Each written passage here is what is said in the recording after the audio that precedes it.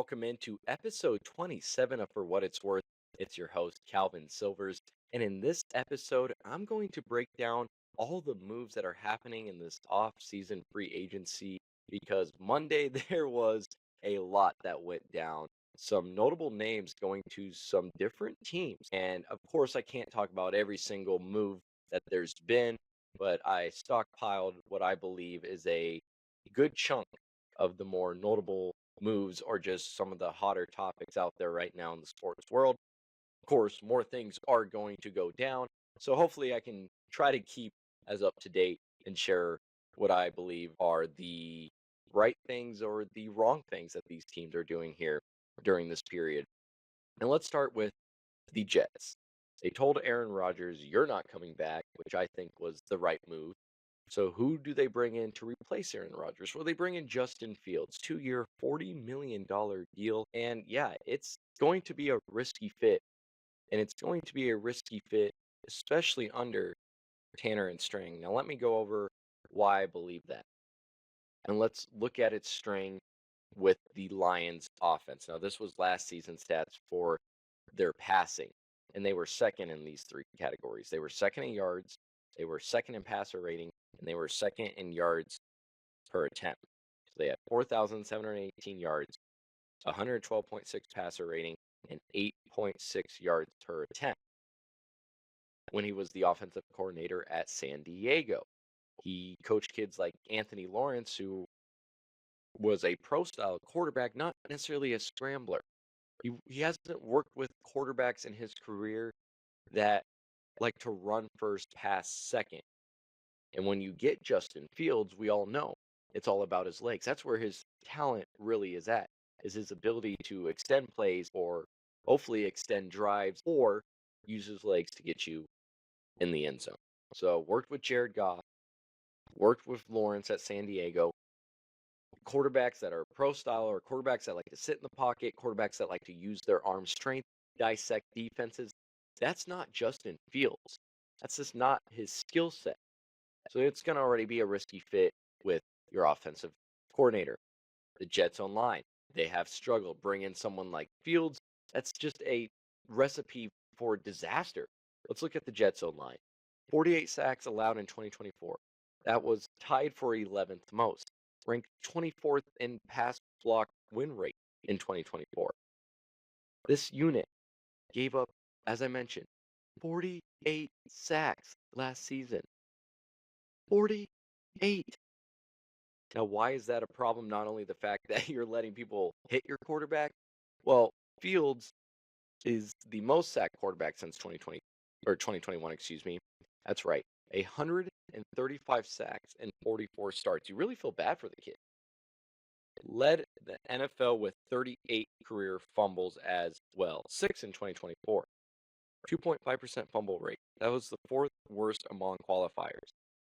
So you don't want him to get hit because when he's going to get hit, he's going to fumble the ball. He's going to result in a turnover. So, yeah, he can maybe use his legs. But for the most part, quarterbacks that love to use their legs or try to extend plays actually get sacked more than quarterbacks that just really stand in the pocket. And so it's already a recipe for disaster. And does Fields have the passing volume? As I mentioned with Ed String and what he likes to do, but in 2024, now I get it, only a small sample size for the Steelers, but 2 games with 30 plus pass attempts. The year before, 6 games with 30 plus pass attempts. Jared Goff, who played under Ed String, 35 attempts on average. Does Justin Fields have the passing volume? And I just don't think he does. It's a risky fit for the Jets and not really much of a home run hire after the absolutely failed experiment of Aaron Rodgers, who knows, could have set that franchise back a little bit if they weren't already set back. All right, let's go to the Pittsburgh Steelers overall, and they're not having the best start in my eyes. They do get DK Metcalf, but I think it's not really going to work because Pickens and DK, they're too similar. And I'll explain here why I think so, but it could work. I mean, you're having two 6 foot plus alpha dogs. I mean, yeah, it could work. They could moss corners all day. But as I mentioned, does it fit because of the similarity between the two? Can you basically have basically the same guy and play style on the field at once? Let's look at Pickens' stats first from last season. 59 catches, 900 yards, 3 touchdowns, 15.3 yards per catch. That's right. And a 73.6 wide out snap. So when he was placed out wide, and 11 of 22 on deep targets. Let's look at Metcalf's stats from last season: 66 catches, 992 yards, 5 touchdowns, 15 yards per catch, and he was 16 of 32 in deep targets. So I mentioned that, 73.6% of the snaps were out wide for Pickens, and I bring that up because both live outside.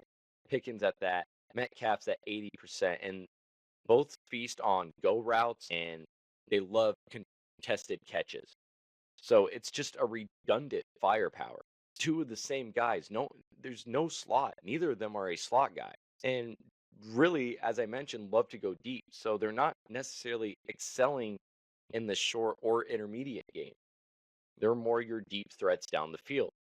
Someone that you know it's like that meme, like, oh, screw it, I'm just going to throw it because Metcalf's down there, or screw it, I'm just going to throw it because Pickens is down there. That's these guys.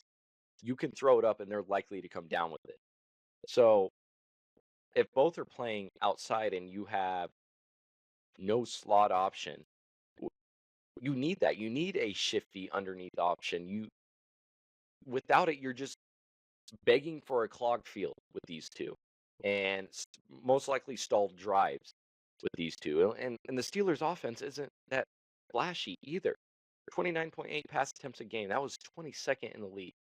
They had 39 sacks allowed. That was 15th. 22 passing touchdowns in 2024. So both of these receivers are going to want the ball. Both got the ball a lot when they were on their respective teams. Arthur Smith, more conservative. He likes to, establish the run. I mean, Seattle threw it 35 times on average with Metcalf. So, and both just are ticking time bombs with their attitudes, and who knows how that could spill over when one's not getting enough catches or one's getting, more catches than the other. So, that right there is a recipe for disaster. But like I said, it could work. It could work. Both guys, big, tall receivers that are physical, that are going to go up and get the ball for you. Why wouldn't you want that? But it could also be, it seems like more of a desperation, kind of a Hail Mary for the Steelers to bring in Metcalf. Also, the Steelers, if they were smart, they would keep Russell Wilson and not bring in someone like Aaron Rodgers, because they need to stop chasing quarterbacks because it's just keeps digging them in a hole. They've been stuck in that QB purgatory since, Big Ben's arm basically just turned to dust. I mean, they used that guy for everything he was. So then you try with Trubisky, you try with Pickett, you try with Rudolph, you try with Fields. It's not working. None of it's working. Don't try to now bring in a Rodgers who's going to be 41, 2 years removed from an Achilles injury. He's a statue. He got sacked 37 times behind the Jets line, which is better, you could argue, than Pittsburgh's, who allowed as many sacks as I just mentioned. What, in the 30s, high 30s? And Wilson has history with DK. I don't know why you wouldn't stick with Russell. What is Rodgers going to do for you? What do you think all of a sudden now he's going to turn into vintage Rodgers? That's done. That's gone. That's past his time. Rodgers needs to be on a team that's ready to win now if he wants to achieve anything, because he has no time to rebuild with the team or hold a team down for a couple of years till they get some players. That's just not who he is anymore. Let's go to the Seahawks now. Seahawks. Now let me tell you, Pittsburgh not playing it smart so far. this offseason. Now they could move Pickens and that and then bring in maybe a slot guy or someone. That could still happen. Like I said, I'm recording this before everything is settled in the dust. But let's go to the Seahawks because I think they are playing it smart. I think they so far are doing the right things. The decision to move on from Geno Smith was the best thing that they could have done. And the Vikings letting Sam Darnold go was the right thing to do. So both were in the right in what they are choosing to do. Now, Geno Smith was never the answer. And the fact that he wanted what, 40 to 45 million dollars a year for a 34-year-old who's never cracked elite status, you're not going to get that from me. And you're not going to get it from the Seahawks. So you go to Darnold, 3-year, $100 million deal. That's 33.5 million, you know, annually if you by the 3 years. So a cheaper option than what you would get with Geno. Darnold's season, this past season, is what you would get, or is what Geno's best season was. So Darnold's previous season was the best that Geno has put together in his entire career. Let me break this down. In 2024 in Minnesota, Darnold went 14-3. He threw for 4,319 yards. He had 35 touchdowns and 12 picks for a percentage of 66.2 and a passer rating of 102.5. Now, arguably, Geno's best year was in 2022 with Seattle. He went 13-4. He threw for 4,282 yards. He had 30 touchdowns, 11 picks for a 69.8% completion percentage, and he had a passer rating of 100.9. Geno's peak or his best season matches what Darnold just did, and Darnold has him beat in touchdowns, wins, efficiency per attempt, and he did it at 27 when Geno would have been 32 at this age. And Geno, while yes, Darnold's only getting older, so is Geno. So it's better to bring in a younger guy than it is to keep Geno, who wanted more money as well and is older.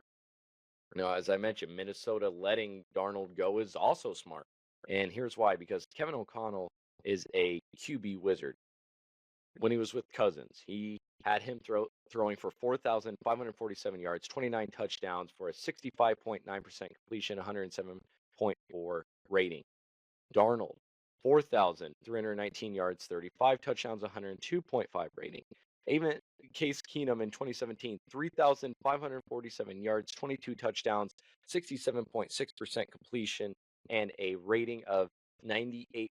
If you have Case Keenum throwing like that, putting up those numbers, I'm going to trust that you can do that with J.J. McCarthy. And they were going to start J.J. McCarthy before he got injured at the season. So they believe that he has potential and talent. O'Connell has been able to get the most out of any quarterback that he's worked with. So why wouldn't you put trust in your pick in 2024, your number 10th pick, your quote unquote franchise quarterback, your future? Keeping Darnold would have basically wasted that pick. Now you could argue that he would have learned from Darnold, but is Darnold really the craziest quarterback to learn from and, let McCarthy learn through? It was smart. O'Connell is going to have McCarthy do what he needs to do. Let me start to wrap things up here with just some other teams that I think are doing the right things. The Chicago Bears, I can't believe I'm saying this, they're taking the offseason seriously. They're adding depth to protect Caleb Williams. Maybe we should protect our quarterbacks. What a wild idea here for the Chicago Bears. It only took them so long to figure out that maybe we should be protecting our quarterbacks. You get Joe Tooney, you get Drew Dalman, Jonah Jackson. I mean, those are 3 great pickups. Tooney's a 0-sack machine. Dalman at, 26 for under 15 mil? I'd say that's a steal. That's a top 4 center in the league. Jackson, sure, that's a gamble. But if you pair him with Tooney, and Dalman, that's a trio that can dominate. 50 million plus spent on the interior. They're all in on Caleb Williams, as you have to be. I don't think you can keep sorting through quarterbacks. So what do? You fix that interior, which has helped a lot of teams in the past. A strong interior can really carry and help a quarterback a lot, especially with someone like Caleb Williams, who has the potential to step up and make big plays. So the Bears taking it seriously. I don't think I need to go into all these stats there about those three players, but as I mentioned, Joe Tooney being basically a zero sack machine. Dalman's young. He's a top 4 center. And yeah, Jackson's a gamble, but because of injury. But stay healthy or healthy enough with those two, it's going to be all right. And Williams needed this. 68 sacks in 2024, a high. So definitely needs as much protection as he can get. And another team that I think is doing fantastic so far is the Washington Commanders, like the Bears. I think they're winning this offseason period. They're going all in around Jaden Daniels. They're not going to waste Jaden Daniels' rookie contract. 12-5, NFC appearance, your first since 91. You get that far, you are a team and you believe you are a team that can smell a Super Bowl. And so they're going all in now. And as I mentioned earlier, Debo and Scary Terry, that's a perfect fit. Scary Terry, he's a downfield assassin, 13 touchdowns last season. Debo's the yard after catch king, 8 yards after the catch, 806 yards from scrimmage in 2024. You saw this in San Francisco where Debo and Brandon Ayuk, they clicked. 2021, Debo had over 1,000 yards. Ayuk had nearly 900, and they had that NFC title game run. McLaurin's deep threat pulls the safeties, and Debo's jet sweeps and his slants punish the underneath. This is what Pickens and Metcalf are lacking. This is the way to structure, two good receivers together, and something that the Steelers missed out on. Washington's was a top 3 landing spot for Debo because you have an ascending quarterback. There was no dominant wide receiver 2, and now you have Cliff Kingsbury's RPO schemes. This is a perfect fit. This is the right way to do it if you're Washington. This is the right way to do it if you're the Bears. This is the wrong way to do it if you're the Steelers. Also, Zach Ertz, as I mentioned, that is Daniel's safety net. In 2024, he played all 17 games. That's his first since 2018. 66 passes for 654 yards and 7 touchdowns. That was second on the team.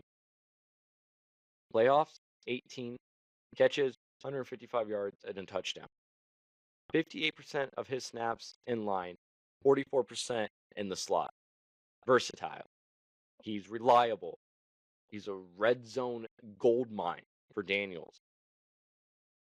7.2 targets per game. That ranked 10th among tight ends. Commanders, doing it right. Chicago Bears, doing it right. Some other teams that are doing it wrong. Minnesota Vikings, so far, doing it right. Seattle Seahawks, so far, doing it right. Some interesting movement so far in the NFL free agency off season.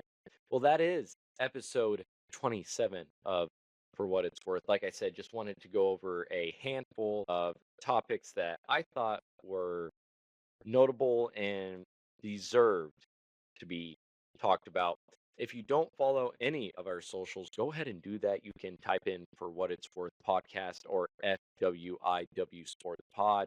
We are on X, we are on Instagram, we're on TikTok, we're on Spotify, we're on YouTube. Like I said, just type in For What It's Worth podcast or at FWIW Sports Pod. Go ahead, like, subscribe, leave a comment, favorite, share the links.